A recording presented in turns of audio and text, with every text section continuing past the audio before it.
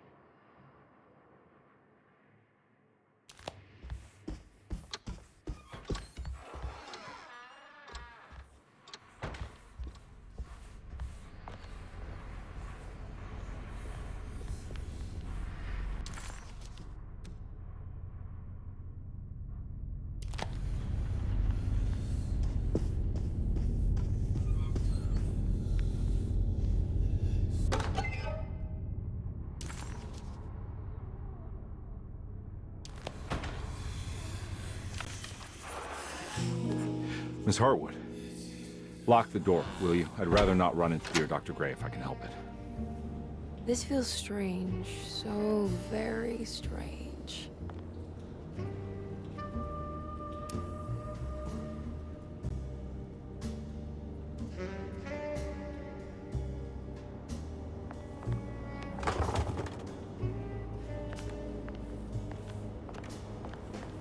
There's a book missing.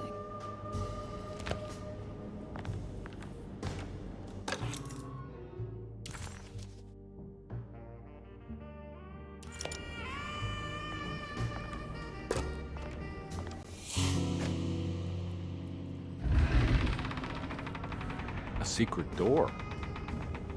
Looks like it. Careful. Let me go first.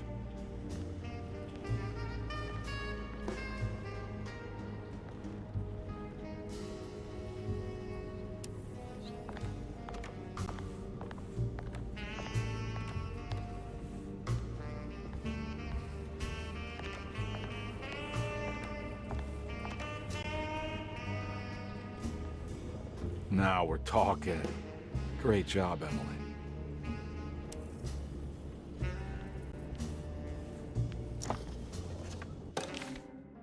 Good to finally meet you, Mr. Hartwood.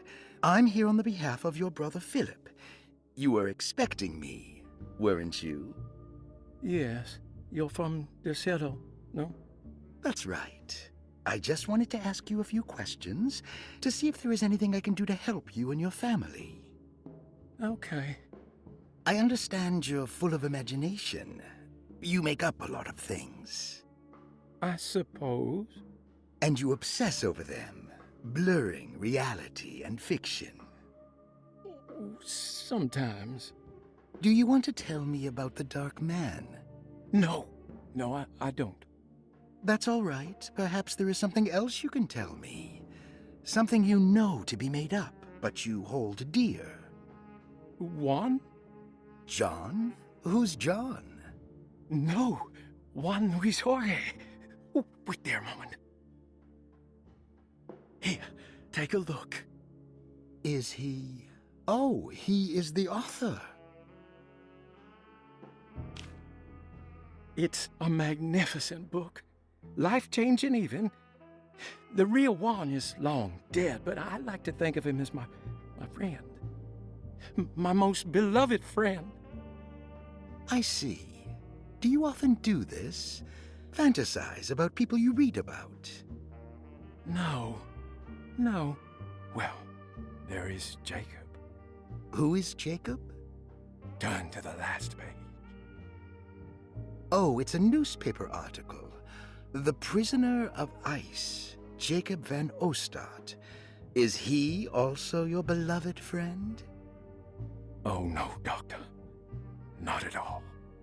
He is the fire that fights fire. Yes, I think it's clear your overstimulated imagination, this mania, needs to be tempered for you to live a normal life. I know your family calls it the Hartwood curse, but I want you to know that there is nothing supernatural about your condition. It's all inside your head. And with that, I'm very qualified to deal with. In time, you will be cured. In time. Yes, in time we will exorcise all your demons, all the dark men. Yeah! Please, Mr. Hartwood, calm yourself. What happened? Oh, don't you worry your little head about it, Miss Hartwood. Your uncle and I just had our first breakthrough.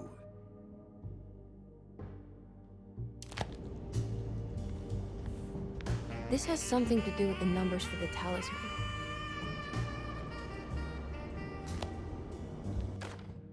The Snake Dagger, a monograph by Yael Klein.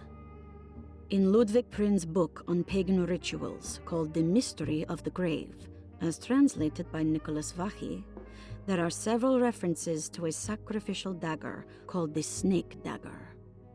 It has long been thought of as a poor translation of the original text, that it would be more appropriate with Worm Dagger from the Latin vermis cultrum. This seems natural following the recent consensus that the original title of Prin's book, De Vermis Mysteris, should literally translate to the mystery of the worm. However, this would take away from Vahí's great effort at translating the underlying meaning of the words and revealing several cultural beliefs.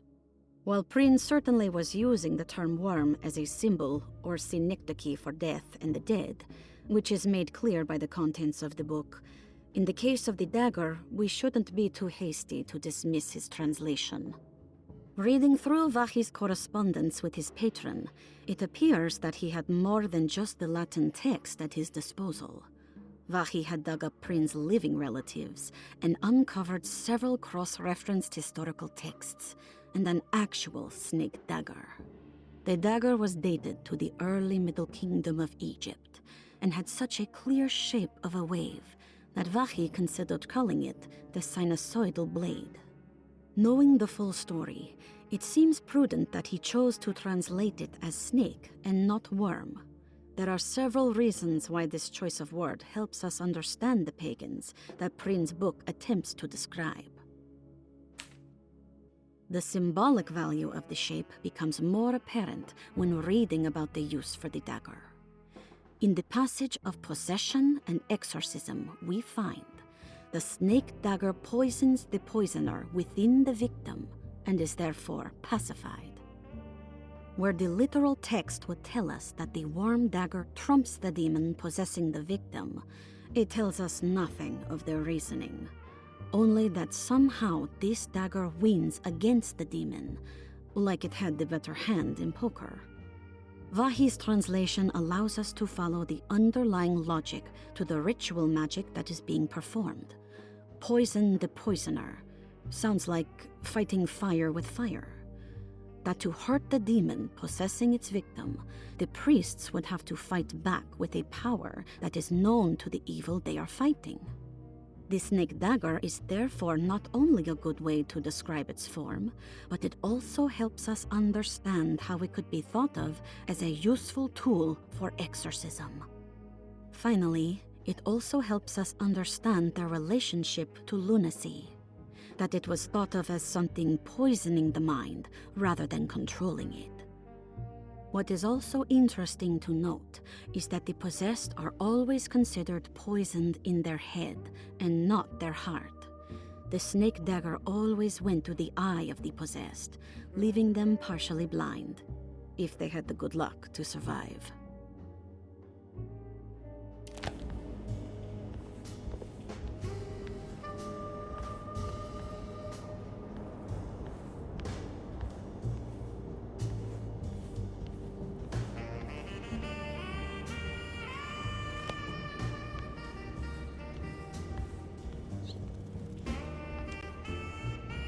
Found anything? Oh, Dr. Gray's so deep, I knew it. He's as mad as his patients. I mean, look at this. She who can till the soil of this sick world and begin again, the black goat of the woods with 1,000 young. Absolute insanity.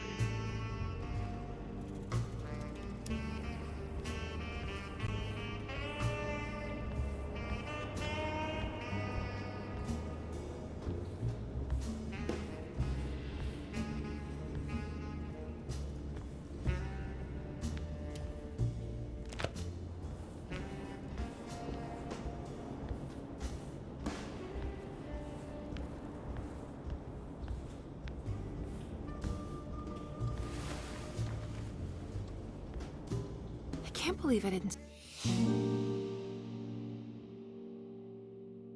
that before.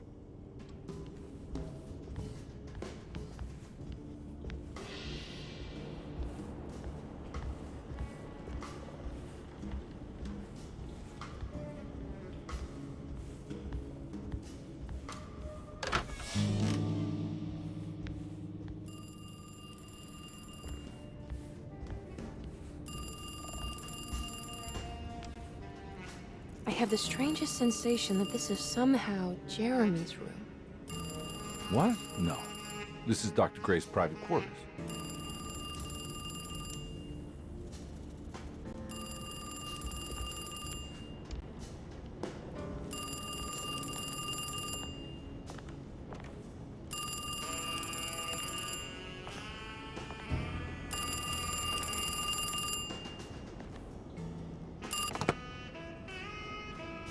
Hello?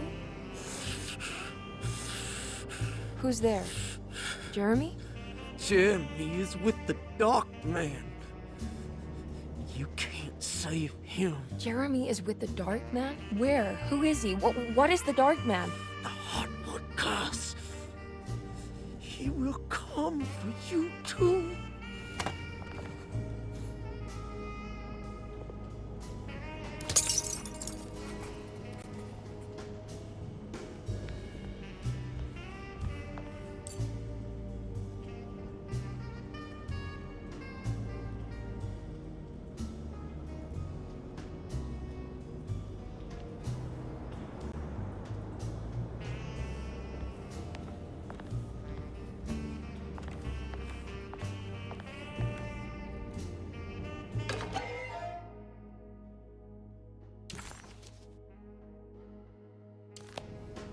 What's this?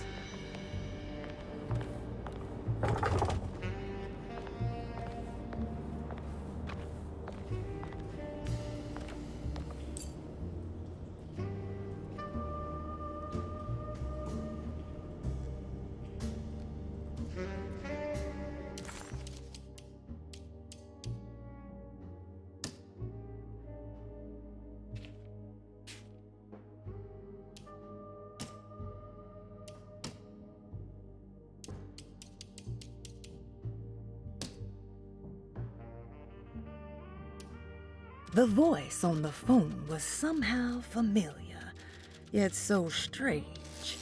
Who was that?